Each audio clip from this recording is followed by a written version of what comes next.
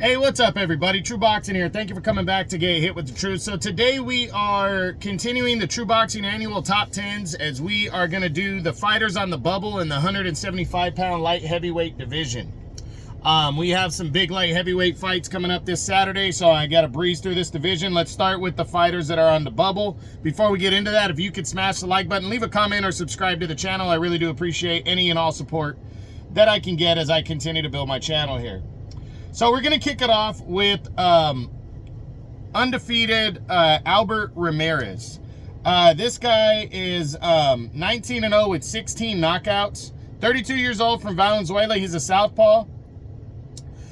In 2024, he went 2-0 with a knockout, but he scored a big win, a knockout win over Adam Dines. He stopped Adam Dines, who's a former world title challenger. Actually, Adam Dines took Artur Beterbiev, I believe, 10 rounds before Beterbiev stopped him. So this guy was able to get him out of there in 7 rounds. That's his most notable win, but I think that's a credible one. And now Ramirez is he's sitting pretty in the top of every governing body right now. He is number 2 in the WBA and the WBC. He's number 3 in the WBO, and he's number 5 in the IBF right now.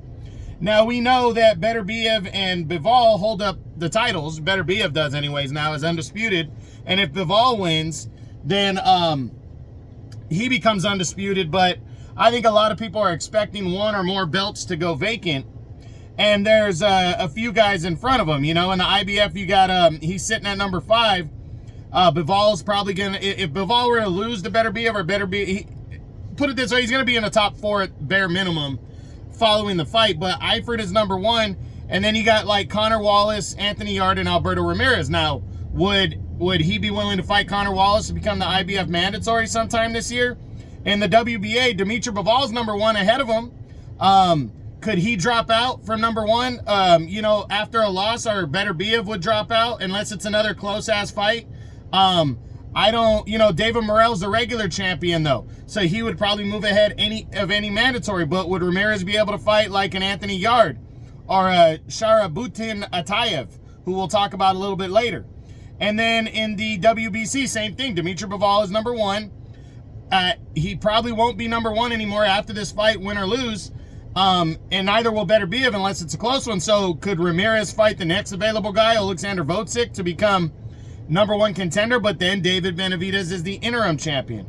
And then you got him sitting at number 3 in the WBO right now, with Anthony Yarde ahead of him and Dimitri Bivol. But again, as we said, Dimitri Bivol is likely going to drop out of that spot after this fight, win or lose. And that might open up, you know, Ramirez a chance to fight in a final eliminator. So for me, is he going to get a title shot? Probably not, but I do believe Ramirez is going to get at least the final eliminator this year to show himself. And it's a good time to strike because the division is wide open, even though the titles are kind of held up right now. But still, the division is wide open, so we'll see what happens. Next up, we look at Connor Wallace. I just mentioned him a couple minutes ago. Connor Wallace, give me a second. Connor Wallace is from the, I think he's from Australia, actually. Yeah, he's a southpaw from Australia. 15-1 with 11 knockouts. His lone defeat came back in 2021 against a guy named Letty. He lost the majority decision and then came back and knocked him out in 6 rounds. So he's defeated every person he's been in the ring with. He got a fight. He went 3-0 in 2024, 2 knockouts. But the most notable one was against Jerome Pampaloni, who lost a very close decision to Malik Zinad, the guy that Bivol fought before Beterbiev. And then Pampaloni dropped the split decision to Connor Wallace. So Connor Wallace is banging around in there now. He's the IBF's number 2 challenger, which essentially, in my book, makes him the number 1 challenger. Because, you know, Dimitri Bivol, yeah, and this guy's 28. I'm sorry about that. Dimitri Bivol is number 1 in everything except for the IBF, or Michael Eifert's the mandatory number 1 contender. So if the IBF title were to go vacant, which it very well could happen, because you know, I don't think the winner of Beterbiev Bivol is going to want to fight Michael Eifert. I really believe the IBF is going to mandate that fight, and if it doesn't happen, then Michael Eifert fights the next contender, which is Connor Wallace. So I think there's a very good chance Connor Wallace is fighting Michael Eifert for the IBF title, and we could be seeing Connor Wallace as a world champion this year. That's how fast this could all move for Connor Wallace. So we'll see. At the very minimum, he's going to get an eliminator, but I really think he gets a mandatory shot. He's also number 5 in the WBC right now. Next up is former world title challenger Hot Rod Kalajic. Kalajic came into the year really kind of, I wouldn't call him a forgotten name. He was just a guy that hadn't really been in the mix in a while, and was, just a veteran just banging around, he had defeated Sullivan Barrera, knocked him out in the 10th round of a fight earlier in the year, but even Barrera had kind of faded.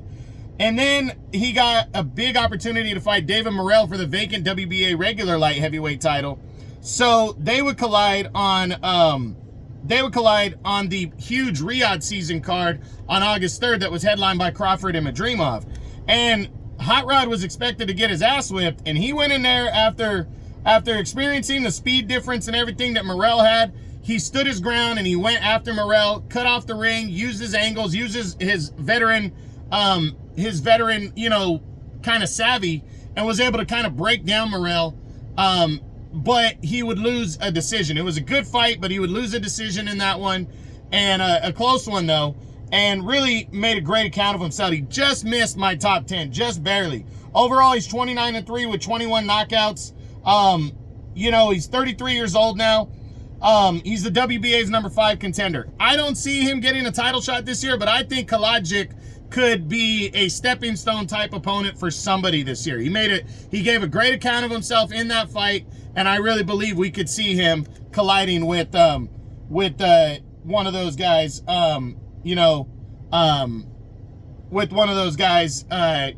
this year, one of the main guys, maybe not a champion, but one of the top guys that are looking to stay busy or just to get a former world title challenger out of the way. Next up, we're going to look. Oh, and I forgot to mention that Hot Rod has a fight coming up March 8th. So that's going to be good to see him back in action. Then you got the next one we're going to look at is Zach Parker. Parker's a former, I think he fought for an interim title at 168, and his only defeat was to John Ryder, but he had to bail out of that fight with an injury after 4 rounds. So really not, a bad thing. He's won 3 fights since. He went 2-0 in 2024, most notably defeating Tyrone Zeuge. But now he's got the biggest fight of his career, in my opinion, coming up after the John Ryder fight. But this one might be even bigger, or as equal, as he's going to battle Willie Hutchinson. Zach Parker's number 4 in the WBO right now, and this would be huge for him. Hutchinson defeated former world title challenger Craig Richards on the 5 versus 5 card last year, and then dropped a split decision to Joshua Buatsi on the Riyadh season card from the United Kingdom last year.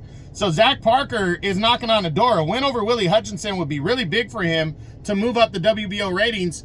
And if he beats Willie Hutchinson, I believe at the very least he could fight in maybe an eliminator later in the year, or get another big name opponent in the ring, or bigger name opponent. So Zach Parker has a really good opportunity against Willie Hutchinson.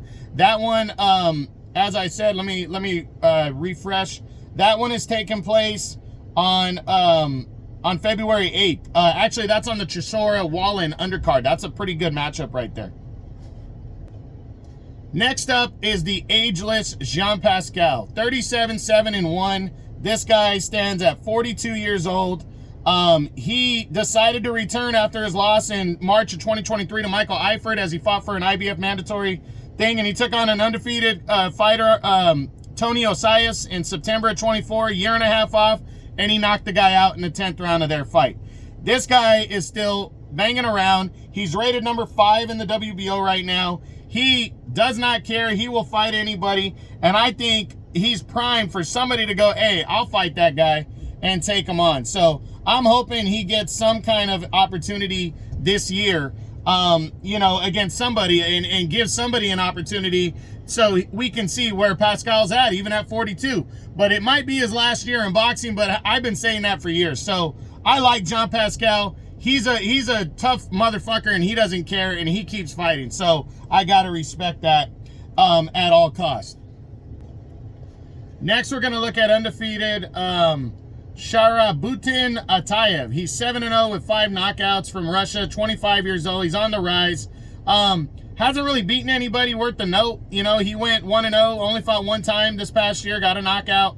But he's rated number 4 by the WBO. He's a young guy, undefeated, so we'll see what he pulls off this year. I don't think we're going to see him in anything close to a title shot, but he might be able to get into a final eliminator by the end of the year. Again, we'll see. And then the last person I want to talk about is Canelo Alvarez. You know, Canelo said that if Dimitri Bivol beats Arthur Beterbiev in their rematch, that he might move up and he's interested in moving up and fighting him. So you have to consider that. And I wouldn't rule it completely out. Canelo, in my opinion, comes in the underdog. I'd probably pick Bivol to beat him. And if he were interested in what's his name, Beterbiev, I would probably pick Beterbiev to beat him. But it wouldn't, you know, it wouldn't make, how do I say this? It wouldn't mean that I don't think Canelo wouldn't have a chance to become undisputed or unified light heavyweight world champion. So there is that possibility that Canelo could be number 1 or in the top 10, and that could be his division that he chooses to fight at by the end of the year. Do I think that's likely? No, because I wouldn't favor him against Bivol or Beterbiev, but if he moves up and he's close to being successful, like even fights hard and loses a close one, you know, I can't rule it out completely either, so we'll see. But that's it. That's what I got. Those are my fighters that are on the bubble in the 175-pound light heavyweight division that could potentially bust in to the top 10 at light heavyweight by the end of the year. So we'll see what happens. But I hope you enjoyed the video. If you did, smash the like button, leave a comment, or subscribe to the channel. I appreciate any and all support. This is True Boxing, and you've been hit with the truth.